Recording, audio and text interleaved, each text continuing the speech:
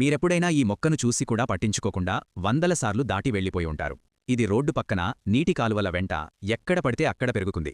అయితే ఈ ప్రత్యేకమైన మొక్క 50 ఏనుగుల బలానికి సమానమైన శారీరక సామర్థ్యాన్ని ఇస్తుందని పురాతన గ్రంథాలు చెబుతున్నాయి. దీని శాస్త్రీయ నామం అఖిరాంథస్ ఆస్పెరా. సాంప్రదాయ వైద్యంలో దీనిని అపామార్గ అని పిలుస్తారు మరియు తెలుగులో ఉత్తరేణి అంటారు. ఈ పేర్లు ఆయుర్వేదం నుండి వచ్చాయి. ఆయుర్వేదమనేది శరీరాన్ని సమతుల్యంగా ఉంచడానికి వృక్ష సంబంధిత చికిత్సలు మరియు సంపూర్ణ వైద్య విధానాలపై ఆధారపడే పురాతన భారతీయ వైద్య విధానం. ఇది ముదురు ఆకుపచ్చని ఆకులతో క్రమరహితంగా వ్యాపించే నిర్మాణంతో మధ్యస్థ పరిమాణంలో పెరిగే పొద. మీరు దీనిని వ్యవసాయ క్షేత్రాల చుట్టూ లేదా నీరు నిలిచి ఉండే తేమతో కూడిన వాతావరణంలో ఎక్కువగా చూస్తుంటారు. ఈ ఆకులను నిశితంగా గమనించండి. మీ ప్రాంతంలో దీనిని మీరొకవేళ వేరే పేరుతో పిలిస్తే కామెంట్స్లో తెలియచేయండి. ఎర్రరంగు కాండం ఉన్న రకం సాధారణంగా కనిపిస్తున్నప్పటికీ వృక్షశాస్త్ర సేకర్తలు దీనిలో ఉండే అత్యధిక శక్తి కోసం అరుదైన తెలుపు రకాన్ని అంటే తెల్ల ఉత్తరేణిని ప్రత్యేకంగా వెతుకుతారు. ఈ తెల్ల ఉత్తరేణిని గుర్తించడానికి మీరు దాని గింజలను పరిశీలించాలి. అవి కాండం వెంట గట్టిగా పెరుగుతాయి మరియు చర్మానికి లేదా బట్టలకు సులభంగా అంటుకునే గరుకైన ముళ్లలాంటి బియ్యపు గింజల్లా అనిపిస్తాయి. ఈ ఖచ్చితమైన తెలుపు రకాన్ని గుర్తించడం మరియు నిర్ధారించడం అనేది ఈ మొక్క ప్రాముఖ్యతను మారుస్తుంది. ఆయుర్వేద సంప్రదాయంలో ఇది శారీరక ఆరోగ్యానికి మరియు ఆధ్యాత్మిక మెటాఫిజికల్ సాధనకు ఒక ప్రత్యేక సాధనంగా పరిగణించబడుతుంది. దీని వైద్యపరమైన ఉపయోగాలు మొక్క పైభాగం నుండే మొదలవుతాయి. ఆకుల నుండి వచ్చే రసం వేగంగా రక్తాన్ని గడ్డకట్టించేదిగా పనిచేస్తుంది.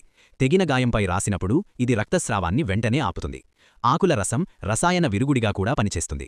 కందిరీగా మరియు తేలు కుట్టినప్పుడు మంటను తగ్గించడానికి మరియు విషం ప్రభావాన్ని నివారించడానికి వైద్యులు ఈ ఆకులను దంచి మందపాటి పేస్ట్లా చేసి రాస్తారు. తీవ్రమైన దంతనొప్పిని చికిత్స చేయడానికి 3 పదార్థాలతో కూడిన సూత్రాన్ని ఈ రేఖాచిత్రం వివరిస్తోంది. దంచిన తెల్ల ఉత్తరేణి గింజలు, ఉప్పు మరియు పచ్చకర్పూరం. ఎండిన గింజలను దంచి మిగతా వాటితో కలుపుతారు.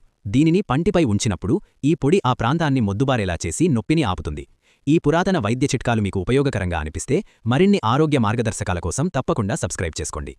పచ్చి ఆకులను ఉపయోగించడమే కాకుండా ఈ మొక్కను తరచుగా కాల్చి ఆల్కలైన్ బూడిదను తయారుచేస్తారు. ఈ బూడిదను ఆముదంతో కలిపినప్పుడు అది చర్మానికి రాసుకునే లేపనంగా మారుతుంది. తామర మరియు గజ్జిలాంటి మొన్ని చర్మవ్యాధులను తగ్గించడానికి ఈ మిశ్రమాన్ని ఉపయోగిస్తారు. ఇది ఇన్ఫెక్షన్ బతకలేని వాతావరణాన్ని సృష్టిస్తుంది. వేరు వ్యవస్థ విషయానికి వస్తే దీని ఉపయోగం అంతర్గత ఔషధంగా మారుతుంది.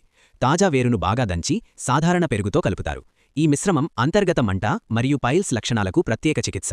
దీనిని సాధారణంగా 5 రోజుల పాటు తీసుకుంటారు. సాంప్రదాయ ప్రసూతి వైద్యంలో కూడా ఈ వేర్లను ఉపయోగిస్తారు. ప్రసవం బాగా ఆలస్యమైనప్పుడు ప్రసవ నొప్పులను ప్రేరేపించడానికి వైద్యులు ఈ వేరును ఎర్రటి గుడ్డలో చుట్టి తల్లి నడుము చుట్టూ కడతారు. ఈ పద్ధతిలో కఠినమైన భద్రతా నియమముంది. శిశువు జన్మించిన వెంటనే తల్లి శరీరం నుండి ఆ వేరును తొలగించాలి. అలా చేయకపోతే గర్భాశయానికి తీవ్రమైన సమస్యలు వస్తాయని పురాతన మార్గదర్శకాలు హెచ్చరిస్తున్నాయి. ఆకులలోని రసం నుండి వేర్లలోని ఆల్కలాయిడ్ల వరకు, తెల్ల ఉత్తరేణి చిన్న చిన్న బాహ్య గాయాల నుండి అంతర్గత వైద్య అత్యవసరాల వరకు అనేక సమస్యలను చికిత్స చేయడానికి ఒక అద్భుతమైన వృక్ష సంబంధిత వనరుగా ఉపయోగపడుతుంది. దీని జీవరసాయన శాస్త్రం మొక్క వైద్య ఉపయోగాన్ని వివరిస్తున్నప్పటికీ దీని చారిత్రక ప్రాముఖ్యతలో రెండవది ఆధ్యాత్మిక కోణం కూడా ఉంది. ఈ రేఖాచిత్రం పురాతన విశ్వధర్మశాస్త్రం ఈ మొక్కతో ఎలా ముడిపడి ఉందో చూపిస్తోంది. పైకొమ్మలు మరియు ఆకులు సృష్టికర్తలైన బ్రహ్మ, విష్ణు మరియు మహేశ్వరుల నివాసంగా వర్ణించబడ్డాయి. వేరు వ్యవస్థ గంగాదేవి యొక్క పవిత్ర శక్తితో గుర్తించబడింది. ఆకులలో విష్ణువు నివసిస్తాడని చెప్పబడుతుంది కాబట్టి సంపదను ప్రతీకగా కలిగిన లక్ష్మీదేవి సహజంగానే వేర్లలో ఉంటుందని నమ్ముతారు.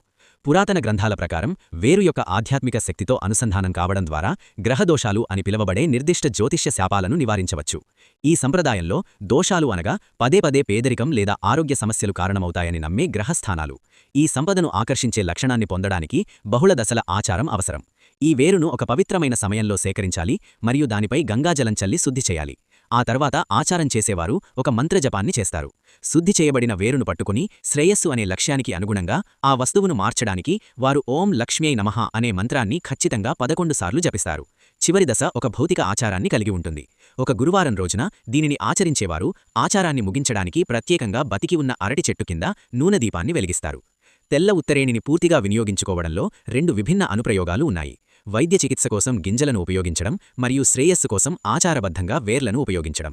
ఈ ద్వైత స్వభావమనేది ఒకే మొక్క ద్వారా శారీరక దీర్ఘజీవితం మరియు ఆర్థిక స్థిరత్వం రెండింటినీ సాధించడానికి అనుమతిస్తుంది.